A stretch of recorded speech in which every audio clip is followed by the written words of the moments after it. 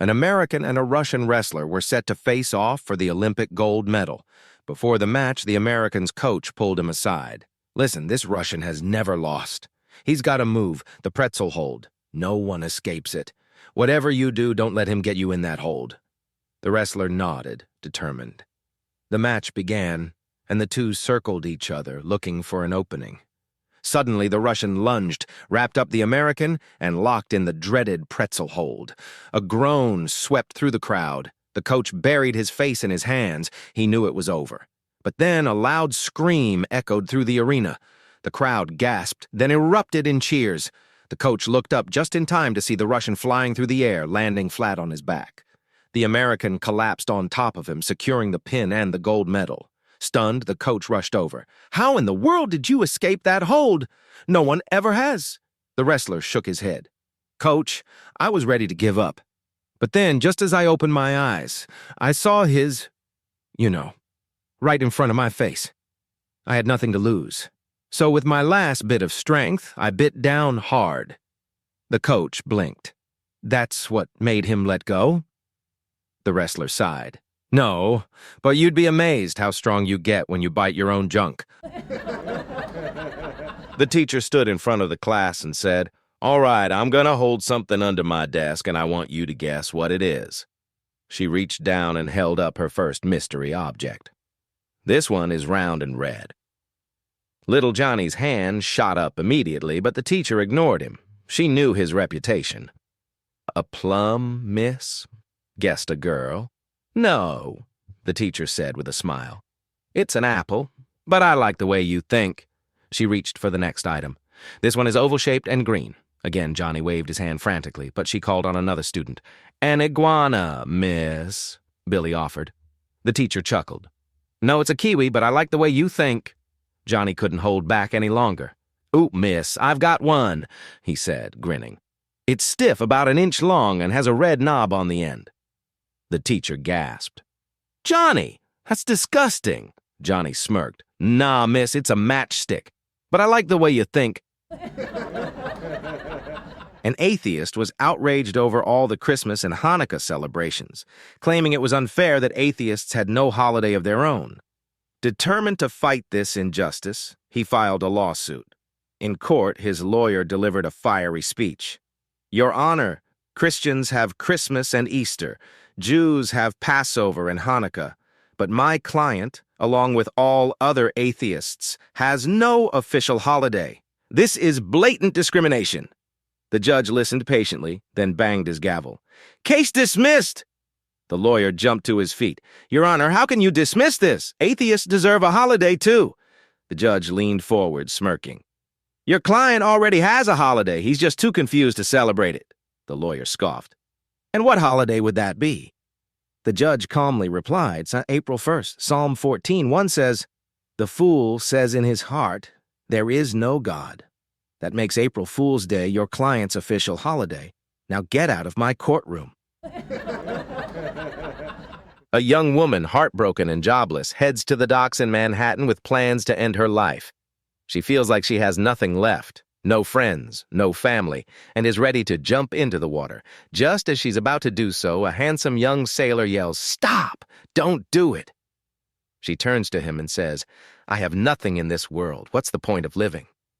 He responds, "I understand. Life can be rough. But listen to me. Don't throw it all away without giving it a chance. I'm leaving tomorrow on a ship to Europe. I know a stevedore who can help. I'll sneak you aboard and we can start a new life. You'll make me happy, and I'll make you happy. It doesn't have to end like this." She agrees, and that night they meet in secret. The sailor helps her stow away in a lifeboat below deck.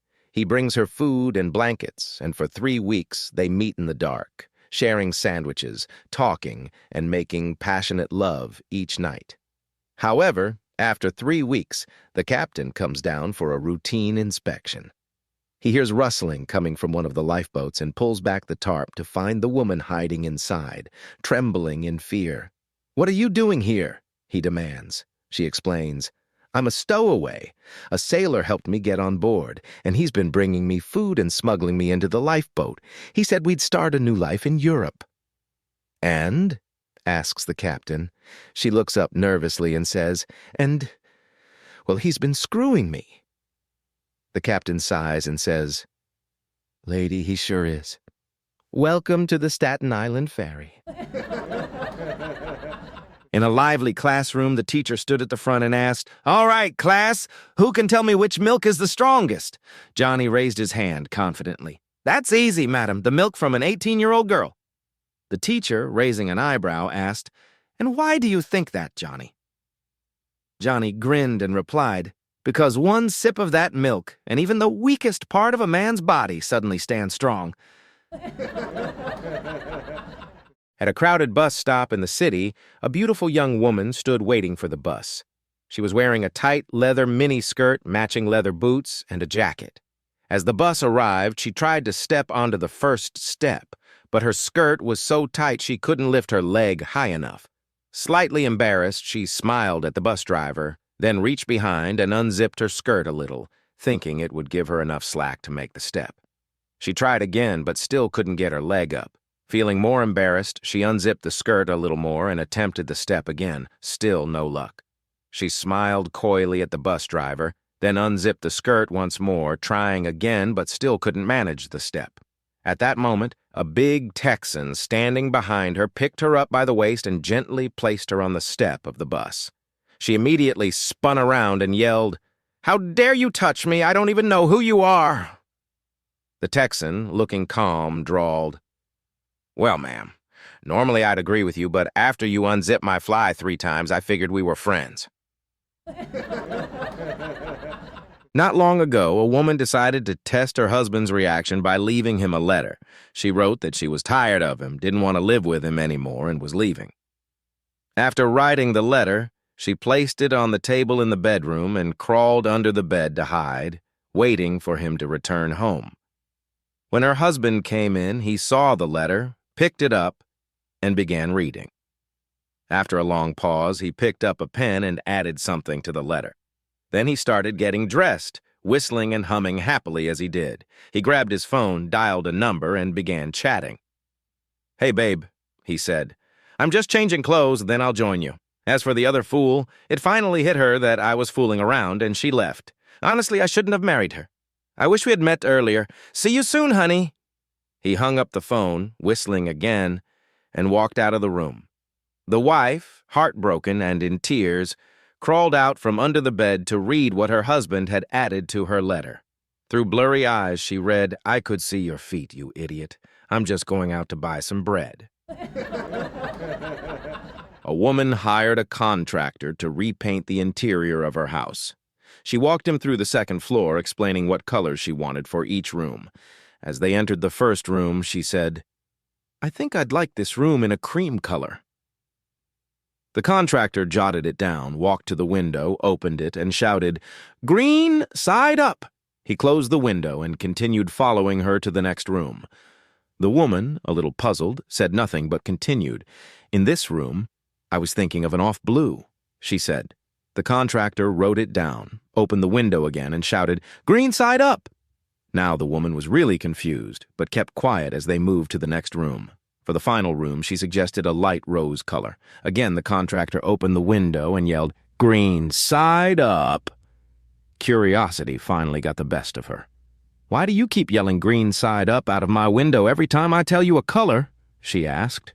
The contractor grinned and said, "Oh, I have a crew of blondes laying turf across the street." It was an early morning at the airport, as Mark helped his wife, Lisa, unload her luggage. She was heading to Spain for a 2-week company training session, and he was already dreading the loneliness at home. Before she headed to the departure gate, Lisa smiled at him and asked, "Anything special you'd like me to bring back for you?"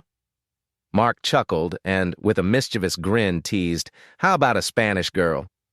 Lisa simply raised an eyebrow, smirked, and boarded her flight without another word. 2 weeks later, when Lisa landed back home, Mark was waiting eagerly at the arrivals gate. He greeted her with a warm hug and asked, "So, honey, how was the trip?" "Oh, it was wonderful. Spain is amazing," she replied with a playful glint in her eye. Mark grinned. "And what about my present?" Lisa tilted her head. "Present? What present?" Mark laughed. "You know, The one I asked for, my Spanish girl.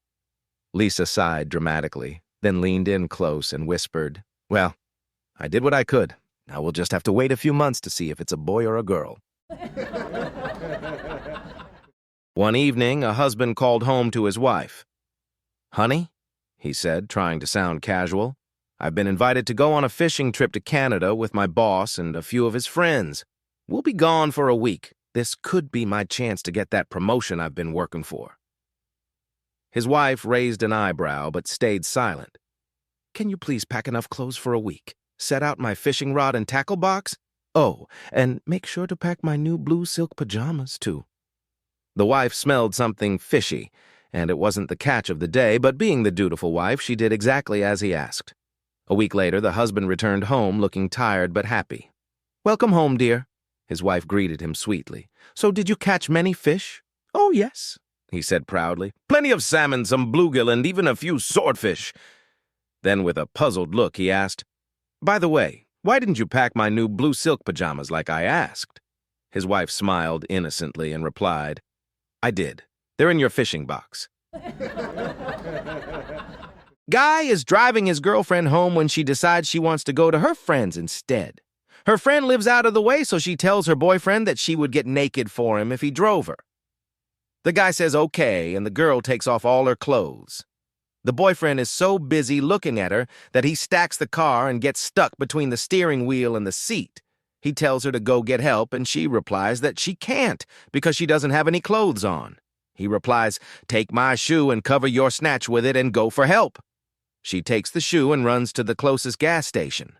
She finds the clerk and says, "Help, my boyfriend is stuck. Can you help us?" The clerk replies, "I'm sorry, I think he's too far in."